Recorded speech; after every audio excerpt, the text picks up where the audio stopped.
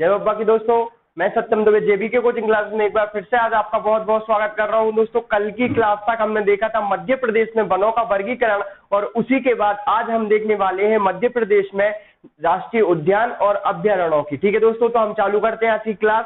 सबसे पहले हम बात कर रहे हैं दोस्तों 1972 के कालखंड की, कि जब भारत में आपका राष्ट्रीय 1972 के कालखंड में जब आपका वन्य जीव अधिनियम पारित किया गया था। ठीक है दोस्तों, इसके आधार पर ही 1972 में जब आपका वन्य जीव अभ्यारण्य या हम कहें कि वन्य जीव अधिनियम पारित किया गया था, इसके तहत ही मध्य प्रदेश में राष्ट्रीय उद्यानों और अभ्यारण्यों की स्थापना की गई थी। ठीक है दोस्तों, तो मध्य प्रदेश में आपके कुल 11 राष्ट्रीय उद्यान है। मध्य प्रदेश में आपके कुल 11 राष्ट्रीय उद्यान हैं दोस्तों, और जिसमें आपके 25 राष्ट्रीय अभ्यारण्य हैं। कितने हैं दोस्तों? 25 अभ्यारण्य। ठीक है, 1972 में आपका सबसे पहले भारत में दोस्तों वन्य जीव अधिनियम आया था। इसी के तहत ही मध्य प्रदेश में 11 राष्ट्रीय उद्यान और 25 अभ्यारण्यों की स्थापना की गई है। ठीक है दोस्तों, इसके बाद हम बात कर लेते हैं सबसे महत्वपूर्ण चीज, वह है आपका जो परीक्षा में पूछा जाता है दोस्तों, वह है आपका प्रोजेक्ट टाइगर। ठीक है दोस्तों, प्रोजेक्ट टाइगर। तो क्या है ये प्रोजेक्ट टाइगर?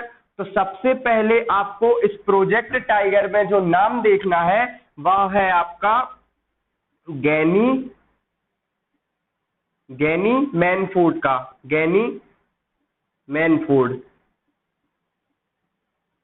ठीक है, और जो दूसरा नाम है वह है आपका कैलाश सांखिल्या जी, कैलाश सांखला जी। ठीक है, अभी मैं बता रहा हूं इसके बारे में दोस्तों। इस चीज को बहुत ज्यादा कंसंट्रेट करके देखना, क्योंकि यही से परीक्षा में क्वेश्चन पूछा जाएगा। प्रोजेक्ट टाइगर क्या है? तो प्रोजेक्ट टाइगर आपका बाघों के संरक्षण के लिए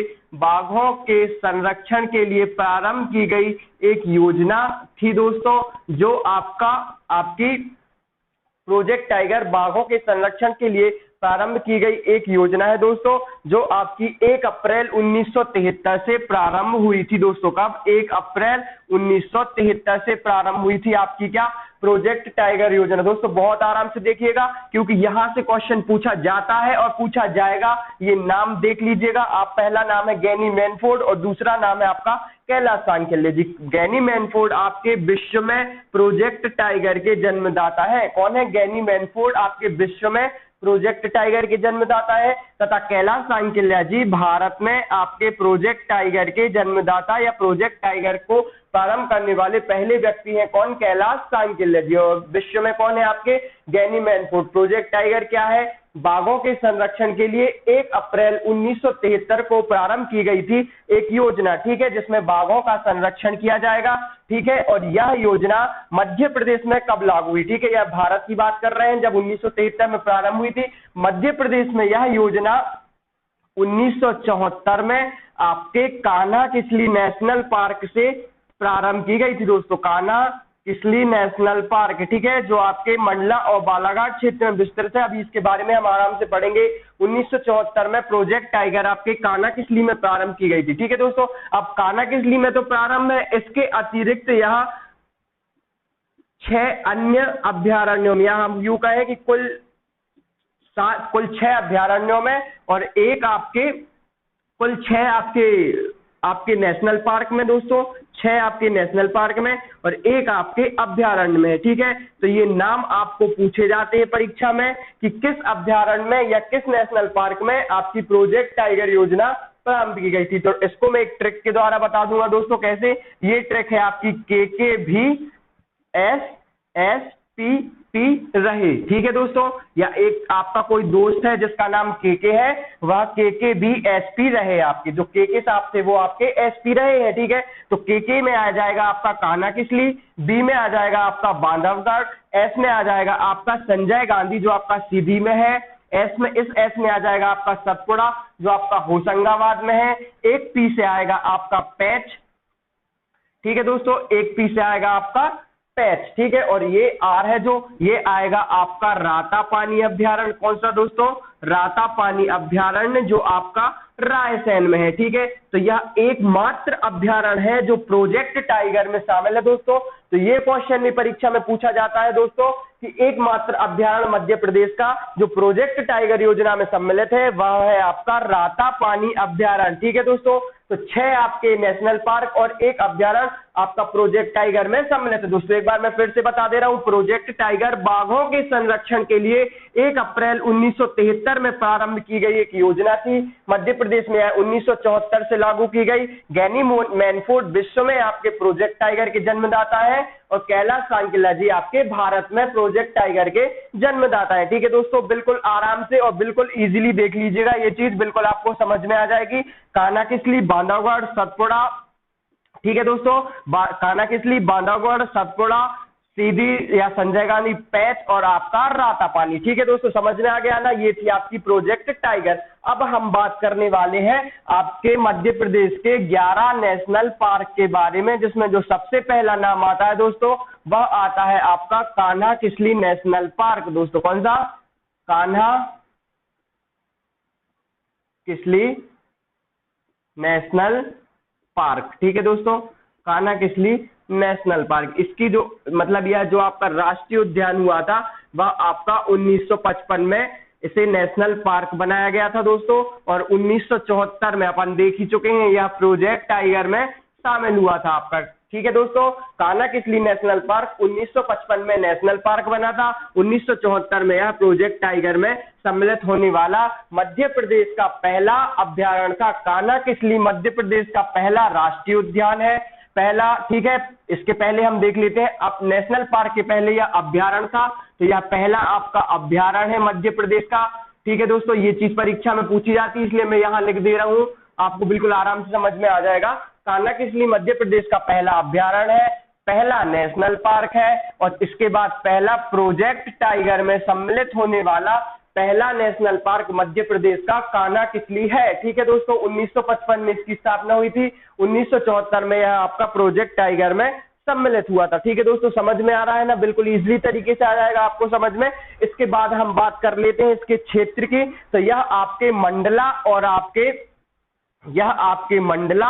आपके बालाघाट क्षेत्र में, मंडला और बालाघाट क्षेत्र में कुल 940 वर्ग किलोमीटर में फैला हुआ है। ठीक है दोस्तों, 940 वर्ग किलोमीटर में फैला हुआ है, और यह मोस्ट आईएमपी क्वेश्चन है। कान्हा किसली का कुल क्षेत्रफल 1940 वर्ग किलोमीटर है, यह आपका मंडला और बालाघाट में पूछा जाता है दोस्तों। सबसे ज्यादा परीक्षा में यह क्वेश्चन पूछा गया है, पिछले पेपर आप उठा के देखना, आपको मिलेगा कान्हा किसली का कुल क्षेत्रफल, तो यह नोट कर लेना है 940 वर्ग किलोमीटर है। ठीक है, इसके बाद बात कर लेते हैं हम एक शुभंकर की। ठीक है दोस्तों, तो शुभंकर, ठीक है, कान्हा किसली एक ऐसा नेशनल पार्क है जिसने अपना शुभंकर बनाया हुआ है। ठीक है, तो वह है आपका कौन? भूरसिंह और बारासिंगा। ठीक है, भूरसिंह और बारासिंगा।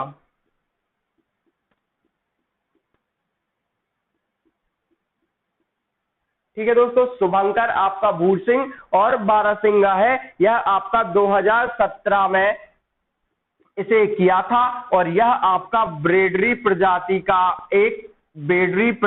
का एक बारासिंगा है दोस्तों। ये चीज भी पूछी जाती है। भूरसिंह आपका 2017 में शुभंकर कान्हा किसली ने किया था, और यह बेडरी प्रजाति का एक बारासिंगा है। ठीक है, इसको जो इसकी एक विशेषता है, इसे हम कान्हा का गहना भी कहते हैं, कान्हा का गहना भी कहते हैं। ये क्वेश्चन भी परीक्षा में पूछा गया है दोस्तों कि कान्हा का गहना किसे कहा जाता है, तो बारासिंगा, भूरसिंह, या इसको बारासिंगा जो आपकी बेडरी प्रजाति का है, इसे कान्हा का गहना या कान्हा की गहना की संज्ञा दी गई है। ठीक है दोस्तों, इसके बाद बात कर लेते हैं हम हवाई पट्टी के बारे में, जो परीक्षा में पूछा जाता है। ये चीज भी परीक्षा में पूछी गई है कि एकमात्र मध्य प्रदेश का नेशनल पार्क जिसमें हवाई पट्टी की सुविधा उपलब्ध है वह है आपका कान्हा किसली। कान्हा किसली नेशनल पार्क है जिसमें एकमात्र आपकी हवाई पट्टी की सुविधा है। दोस्तों ये छोटे छोटे से क्वेश्चन व्यापम की परीक्षा में पूछे जाते हैं दोस्तों, इसीलिए मैं फैक्चुअल पॉइंट के तौर पर यह आपको बता रहा हूं कि कान्हा किसली आपका जो नेशनल पार्क है इसमें आपको या यूं कहें कि मध्य प्रदेश का एकमात्र ऐसा नेशनल पार्क है जहां पर हवाई पट्टी की सुविधा उपलब्ध है। ठीक है दोस्तों, तो तो देख लिया, ये था कान्हा किसली, छोटा सा है, बिल्कुल आपको कुछ नहीं करना है, यहाँ से जो क्वेश्चन आते हैं मैंने सब बता दिया है आपको, ठीक है। कान्हा किसली आपका मंडला बालाघाट में कुल 940 वर्ग किलोमीटर क्षेत्रफल में फैला हुआ है। यह मध्य प्रदेश का पहला अभ्यारण्य है, पहला नेशनल पार्क है, और प्रोजेक्ट टाइगर में सम्मिलित होने वाला पहला नेशनल पार्क है आपका कान्हा किसली, ठीक है। इसका जो शुभंकर है वह भूरसिंह या बारहसिंगा ब्रैडरी प्रजाति का है, जिसे कान्हा का गहना की संज्ञा दी गई है, और यह आपका एकमात्र नेशनल पार्क है जहां आपकी हवाई पट्टी की सुविधा उपलब्ध है, ठीक है दोस्तों। समझ में आ रहा है ना, ये क्वेश्चन परीक्षा में पूछे जाते हैं, आपकी व्यापम की परीक्षाओं में ये तीनों चारों चीजें पूछी जा चुकी हैं, इसलिए बिल्कुल कंसंट्रेट होकर इस चीज को आप देखना, ठीक है। आपको बिल्कुल आराम से ये चीज समझ में आ जाएगी। इसके बाद बात करेंगे हम आपके दूसरे नेशनल पार्क की, ठीक है दोस्तों। पहला था आपका कान्हा किसली नेशनल पार्क, दूसरा है आपका बांधवगढ़ राष्ट्रीय उद्यान या बांधवगढ़ राष्ट्रीय उद्यान, ठीक है दोस्तों। बांधवगढ़ राष्ट्रीय उद्यान जो आपके उमरिया क्षेत्र में फैला हुआ है, या आपके उमरिया क्षेत्र में फैला हुआ है, ठीक है दोस्तों। यह है आपका बांधवगढ़ राष्ट्रीय उद्यान जो आपके उमरिया जिले में फैला हुआ है। यह भी आपका प्रोजेक्ट टाइगर में सम्मिलित है दोस्तों। इसकी जो स्थापना हुई थी वह 1968 में नेशनल पार्क के रूप में हुई थी दोस्तों।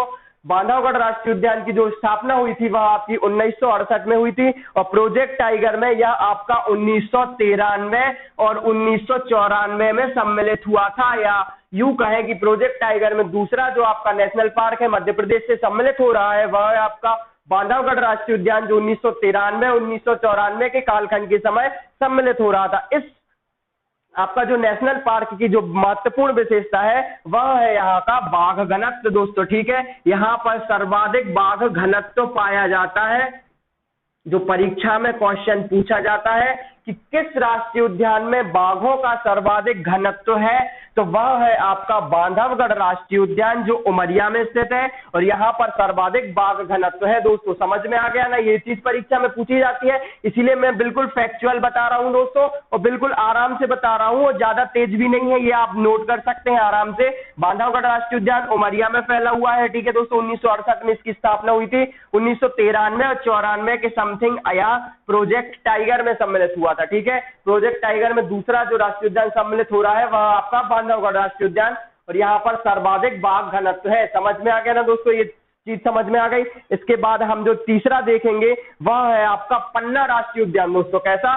पन्ना राष्ट्रीय उद्यान जो आपके पन्ना और छतरपुर क्षेत्र वाले, या पन्ना यूं कहें कि पन्ना और छतरपुर क्षेत्र में फैला हुआ है, ठीक है दोस्तों। इसके बाद बात कर लेते हैं हम आपके तीसरे नेशनल पार्क की, जो है आपका पन्ना राष्ट्रीय उद्यान दोस्तों। पन्ना नेशनल पार्क, ठीक है। यह आपके पन्ना और छतरपुर क्षेत्र में फैला हुआ है, यह आपका पन्ना और छतरपुर क्षेत्र में फैला हुआ है दोस्तों। इसके पहले हमने देख लिए थे आपके कान्हा किसली नेशनल पार्क और आपका बांधवगढ़ राष्ट्रीय उद्यान, ठीक है। इसके बाद बात कर लेते हैं हम पन्ना नेशनल पार्क की, जो आपके पन्ना और छतरपुर क्षेत्र में फैला हुआ है दोस्तों। इसकी जो स्थापना हुई थी दोस्तों वह 1981 के वर्ष में की गई थी दोस्तों। का वर्ष आपका 1981 है, और पन्ना आपका प्रोजेक्ट टाइगर में सम्मिलित होने वाला तीसरा राष्ट्रीय उद्यान है दोस्तों। तो यह कब हुआ था शामिल दोस्तों? तो प्रोजेक्ट टाइगर में सम्मिलित होने, यह 1994 में आपका सम्मिलित हुआ था पन्ना नेशनल पार्क, ठीक है दोस्तों। इसके बाद एक क्वेश्चन और महत्वपूर्ण है जो इस राष्ट्रीय उद्यान से पूछा जाता है दोस्तों,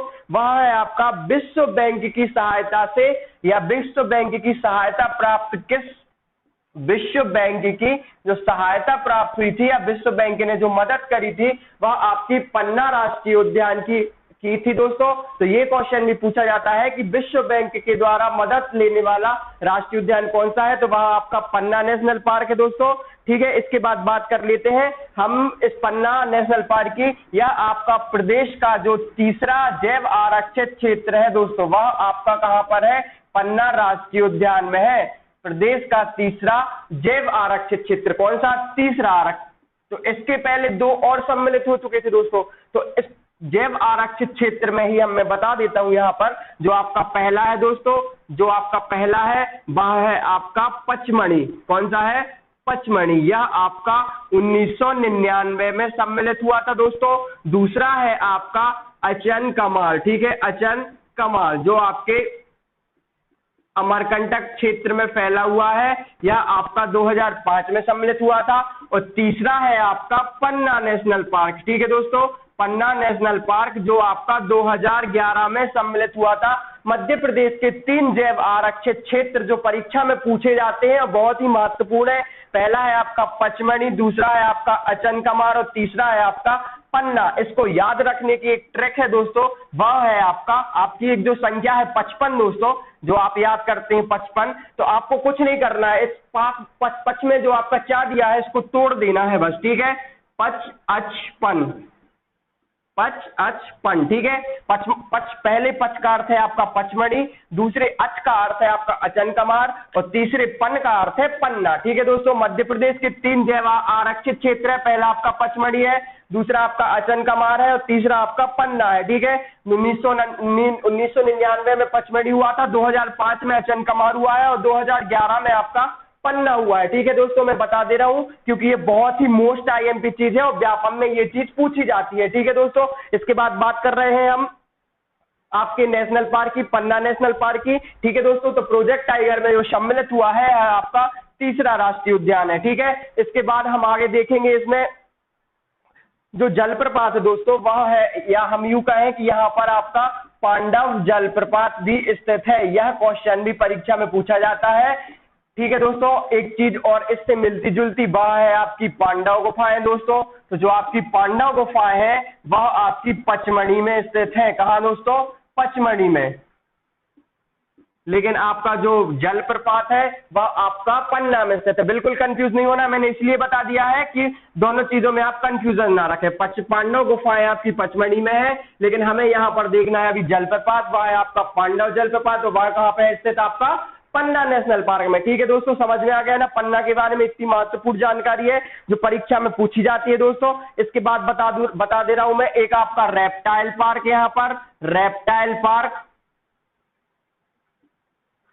ठीक है दोस्तों। रेप्टाइल पार्क की स्थापना की गई है यहाँ पर आपके पन्ना में। आपके रेप्टाइल क्या होते हैं? रेप्टाइल होते हैं आपके रेंगने वाले जीव जो रेंग रहे होते हैं, उनके संरक्षण के लिए आपका पन्ना नेशनल पार्क बहुत ही महत्वपूर्ण है। यहाँ पर रेप्टाइल पार्क की स्थापना की गई है। साथ ही यहाँ पर आपके जंगली भैंसे का संरक्षण भी किया जा रहा होता है दोस्तों। कैसे? जंगली भैंसे का संरक्षण भी आपका पन्ना नेशनल पार्क के अंतर्गत ही किया जा रहा होता है, ठीक है दोस्तों। पन्ना नेशनल पार्क 1981 में स्थापना हुई थी। पन्ना छतरपुर क्षेत्र में फैला हुआ है। विश्व बैंक की सहायता से मदद प्राप्त है इसके लिए। इसके बाद यह तीसरा जैव आरक्षित क्षेत्र है जो आपका 2011 में या हाल ही में हुआ है दोस्तों। इसके बाद पांडव जलप्रपात पन्ना नेशनल पार्क के अंदर स्थित है। रेप्टाइल पार्क की स्थापना की गई है, अर्थात रेंगने वाले जीवों के संरक्षण के लिए या रेंगने वाले जीवों के संरक्षण के लिए ये रेप्टाइल पार्क है। साथ ही जंगली भैंसे का जो संरक्षण किया जा रहा है वह आपके पन्ना नेशनल पार्क के अंतर्गत किया जा रहा है दोस्तों। इसके बाद हम बात कर लेते हैं चौथे नेशनल पार्क की,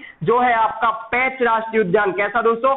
पेंच राष्ट्रीय उद्यान। अच्छा, पेंच से संबंधित कोई भी चीज आपको परीक्षा में पूछी जा रही है तो वह आपके छिंदवाड़ा के अंतर्गत ही पूछी जाएगी दोस्तों, चाहे वह आपका नेशनल पार्क हो, चाहे वह आपकी नदी हो। यदि आपको यह पेंच दिख रहा है तो आप आंखें बंद करके छिंदवाड़ा लगा दीजिएगा दोस्तों, क्योंकि पेंच से संबंधित सभी चीजें आपकी छिंदवाड़ा में ही स्थित है। और यह आपके कुछ हिस्से में, या हम कहें कि सिवनी जिले के कुछ हिस्से के अंत में फैला हुआ है, ठीक है दोस्तों। यह आपका चौथा नेशनल पार्क है जो प्रोजेक्ट टाइगर में सम्मिलित हुआ है। तो यह किस वर्ष प्रोजेक्ट टाइगर में सम्मिलित हुआ है? तो प्रोजेक्ट टाइगर में यह आपका 1992 में सम्मिलित हुआ है दोस्तों। पेंच राष्ट्रीय उद्यान छिंदवाड़ा में स्थित है या सिवनी की कुछ बॉर्डर पर स्थित है। 1992 में यह आपके प्रोजेक्ट टाइगर में सम्मिलित हुआ है, ठीक है दोस्तों। पेंच राष्ट्रीय उद्यान का जो महत्वपूर्ण चीज है वह है आपकी जंगल बुक, ठीक है दोस्तों। जंगल बुक, जंगल बुक से आपको क्या याद आ रहा है दोस्तों? जंगल बुक से आपको एक नाम याद आ रहा होगा, रुकयार्ड किपलिंग का। रुकयार्ड किपलिंग, रुकयार्ड किपलिंग, रुकयार्ड किपलिंग, इन्होंने ही जंगल बुक नामक एक किताब लिखी है दोस्तों। जंगल बुक इन्होंने ही लिखी है और यह परीक्षा में पूछा जाता है कि जंगल बुक या रुकयार्ड किपलिंग के द्वारा लिखी गई जंगल बुक का संबंध किस नेशनल पार्क से है? तो वह आपके पेंच नेशनल पार्क से है जो छिंदवाड़ा में स्थित है। 1992 में यह आपके प्रोजेक्ट टाइगर में सम्मिलित हुआ था। और रुकयार्ड किपलिंग का नाम बिल्कुल मत भूलना, क्योंकि ये परीक्षा में लिखा आएगा और आपको बिल्कुल आसानी से ये बन जाएगा यदि आप इस चीज पर फोकस कर लेंगे। रुडयार्ड किपलिंग लेखक है, जंगल बुक लिखी हुई है, और पेंच राष्ट्रीय उद्यान के ऊपर, या यूं कहें कि हम इस उद्यान में उन्होंने यह किताब लिखी हुई है। ठीक है दोस्तों, इसके बाद जो हम बात करेंगे वह करेंगे आपके 5वें नेशनल पार्क की, और वह है आपका माधव राष्ट्रीय उद्यान। ठीक है दोस्तों, वह है आपका कौन सा, माधव राष्ट्रीय उद्यान, जो आपके शिवपुरी में स्थित है। और माधव राष्ट्रीय उद्यान की एक मुख्य विशेषता यह है कि यह सिंधिया राजवंश की शिकार स्थली रहा है। इसे या सिंधिया शासक थे ना जो दोस्तों, वह आपके यहाँ पर शिकार खेलने के लिए जा रहे होते थे। ठीक है दोस्तों, माधव राष्ट्रीय उद्यान बात कर लेते हैं हम 5वें नेशनल पार्क की, तो वह है आपका माधव नेशनल पार्क या माधव राष्ट्रीय उद्यान। ठीक है दोस्तों, मैं बता चुका हूं सिंधिया राजवंश की राजधानी रहा है जो, ठीक है, यहाँ पर, या राजधानी नहीं सॉरी, सिंधिया राजवंश के जो राजा लोग रहते थे या जो महाराजा लोग रहते थे, वह यहाँ पर शिकार करने के लिए जाते थे। ठीक है, यह शिवपुरी में स्थित है आपका माधव राष्ट्रीय उद्यान है ना दोस्तों, यह आपके शिवपुरी क्षेत्र में फैला हुआ है। समझ में आ गया ना इसके बारे में। और हम बाद में, या हम कहें कि ये इसकी जो स्थापना की गई थी दोस्तों, यह 1958 में की गई थी। यह आपके प्रोजेक्ट टाइगर में सम्मिलित नहीं है दोस्तों, माधव राष्ट्रीय उद्यान आपका प्रोजेक्ट टाइगर में सम्मिलित नहीं है, लेकिन इसकी जो मुख्य विशेषता है वह है यहाँ पर जॉर्ज कैसल भवन, जो परीक्षा में हर बार पूछा जाता है। ये किसी ना किसी परीक्षा में ये क्वेश्चन जरूर आता है कि जॉर्ज कैसल भवन किस नेशनल पार्क में स्थित है, तो वह है आपका माधव नेशनल पार्क, जो आपका शिवपुरी क्षेत्र में स्थित है। 1958 में इसकी स्थापना की गई थी, और जॉर्ज कैसल पार्क भवन यहाँ पर स्थित है। इसके अलावा यहाँ पर सांख्य सागर, ठीक है, सांख्य सागर नामक एक झील है।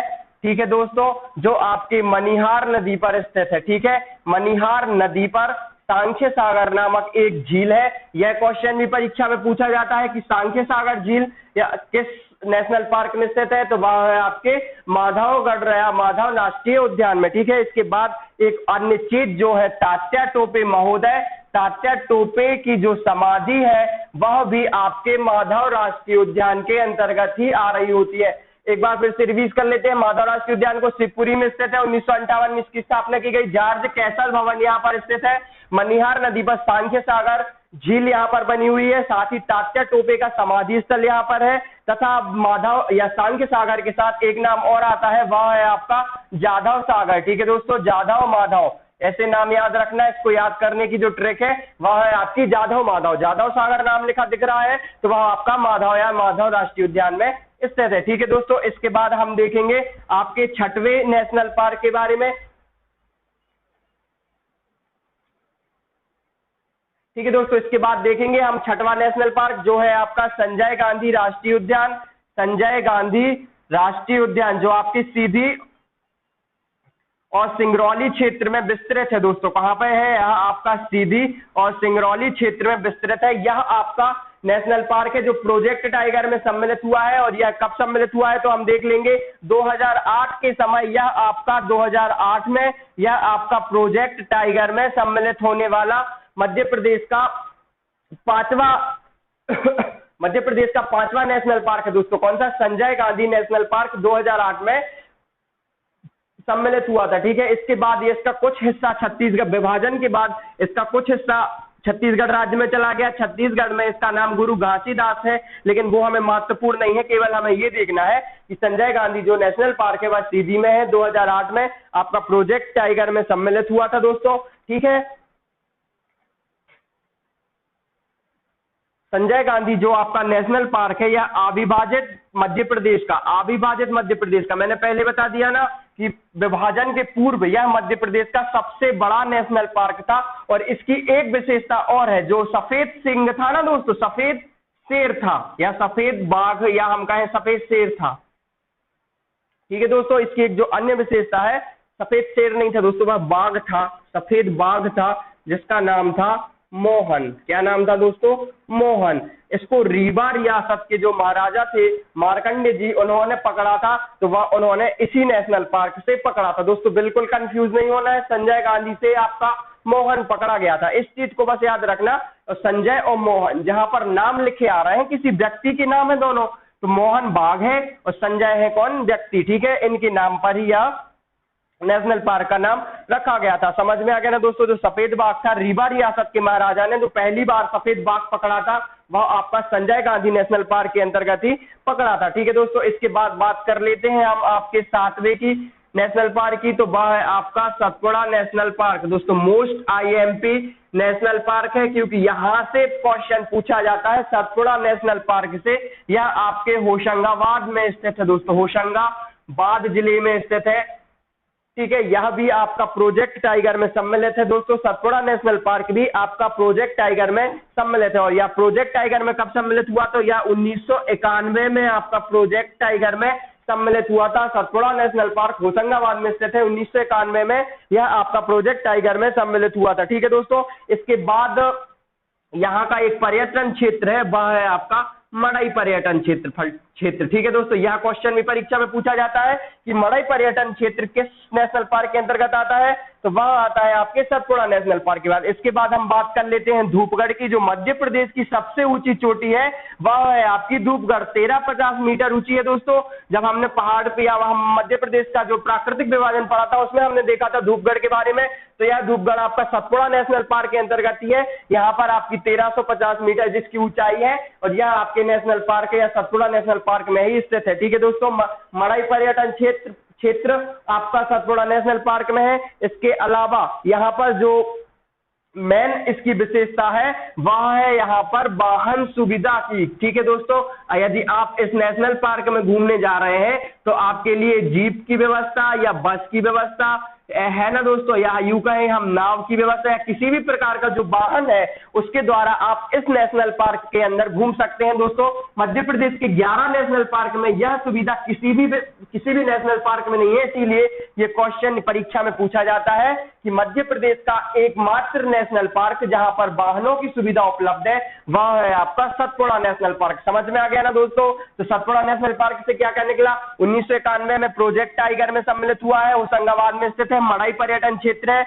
धूपगढ़ यहाँ पर है। इसके साथ ही यहाँ पर तवा, देनवा, ठीक है, ये नदियां हैं दोस्तों, वो इस क्षेत्र से प्रभावित हो रही होती हैं। ठीक है दोस्तों, तवा, देनवा, ये नदियां जो आपके सतपुड़ा नेशनल पार्क से प्रवाहित हो रही होती हैं। ठीक है दोस्तों, वाहन सुविधा वाला एकमात्र नेशनल पार्क है जहां पर आप जीप, बस, नाव, इनकी सवारी या इनके द्वारा इस नेशनल पार्क को घूम सकते हैं। ठीक है, इसके बाद हम बात करेंगे दोस्तों आपके 8वें नेशनल पार्क का, जो है आपका डायनासोर राष्ट्रीय उद्यान। ठीक है दोस्तों, डायनासोर राष्ट्रीय उद्यान आपका यूं कहें हम जीवाश्म राष्ट्रीय उद्यान के नाम से भी इसे जान रहे होते हैं। ठीक है दोस्तों, जो आपका 8वां नंबर का राष्ट्रीय उद्यान आ रहा है दोस्तों, वह आ रहा है आपका डायनासोर राष्ट्रीय उद्यान, जो आपके धार में स्थित है दोस्तों। कहां, डायनासोर राष्ट्रीय उद्यान दोस्तों, यह आपके धार जिले में, डायनासोर नेशनल पार्क यह आपके धार जिले में स्थित है। ठीक है दोस्तों, आपका जो डायनासोर नेशनल पार्क है वह धार में स्थित है। साथ ही यह जीवाश्म राष्ट्रीय उद्यान है और बाघ जोवट नदी यहाँ पर प्रभावित हो रही होती है,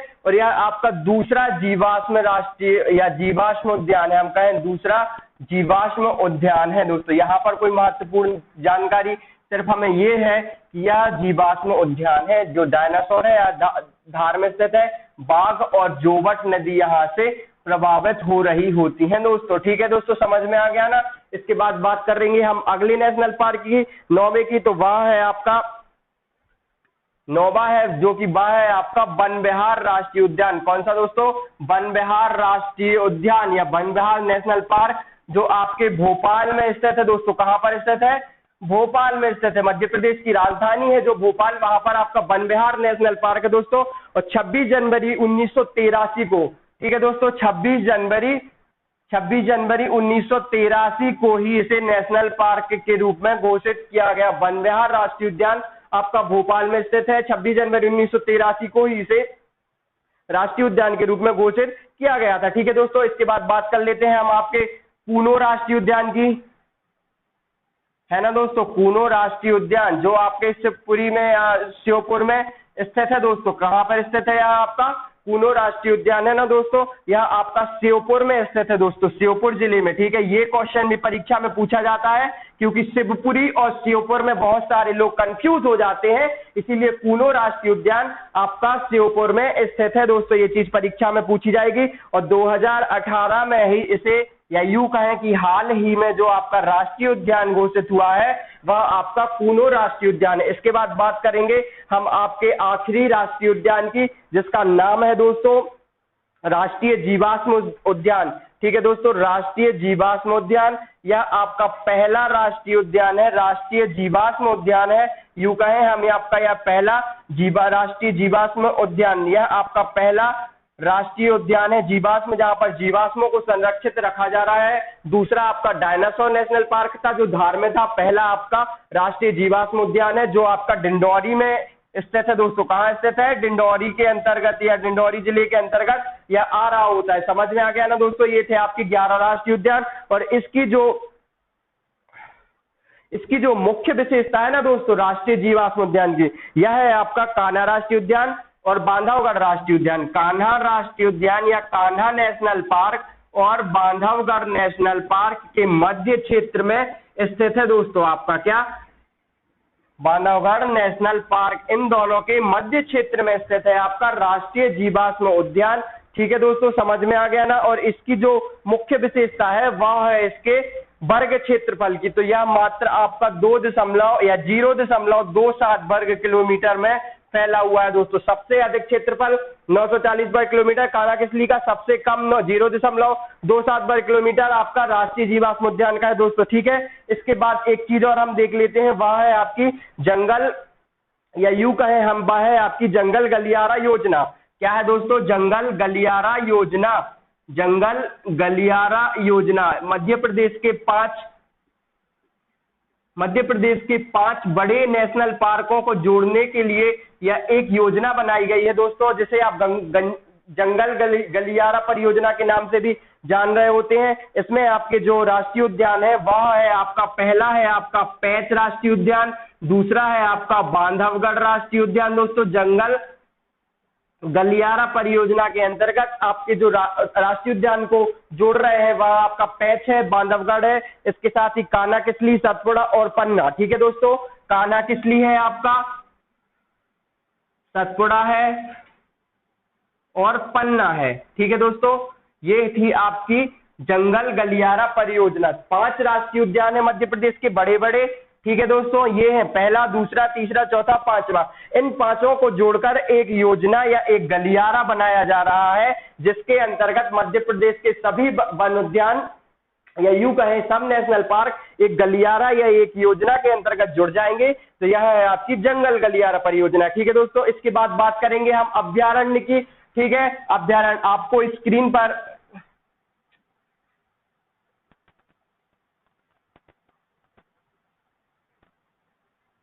ठीक है दोस्तों, हम बात करेंगे अभ्यारण्य की। तो मध्य प्रदेश में कुल छोटे बड़े 25 अभ्यारण्य है दोस्तों, जिनमें सबसे बड़ा जो अभ्यारण्य है वह सागर जिले का दोस्तों नौरादेही अभ्यारण्य है। कौन सा? सागर का नौरादेही अभ्यारण्य है। यह मध्य प्रदेश का सबसे बड़ा अभ्यारण्य है। और जो यहाँ पर जो बाघों को प्रतिष्ठापित किया जाता है, या यूं कहें कि कान्हा-किसली से आपको नौरादेही में बाघों को स्थापित किया गया है। तो ये चीजें आप याद रखनी है। अभ्यारण्य के क्षेत्र में जो मध्य प्रदेश का सबसे बड़ा अभ्यारण्य है वह सागर का नौरादेही है। ठीक है दोस्तों, तो ये थे आपके 11 नेशनल पार्क जिनके बारे में आज हमने पढ़ा है दोस्तों। यदि आज आपको हमारी क्लास बहुत या पसंद आई हो दोस्तों, तो प्लीज हमारे चैनल को लाइक कीजिएगा, शेयर कीजिएगा और जो सब्सक्राइब तो जरूर कर दीजिएगा। साथ ही जो बेल आइकॉन है दोस्तों उसको जरूर दबा दीजिएगा, ताकि हमारे द्वारा बनाई जा रही हर वीडियो का नोटिफिकेशन आप तक पहुंच जाए। और हमारे चैनल को आपका बहुत बहुत सपोर्ट की जरूरत है दोस्तों। घर पर रहिए, पढ़ते रहिए, मस्त रहिए। मिलेंगे अगली वीडियो में दोस्तों। जय बाबा की।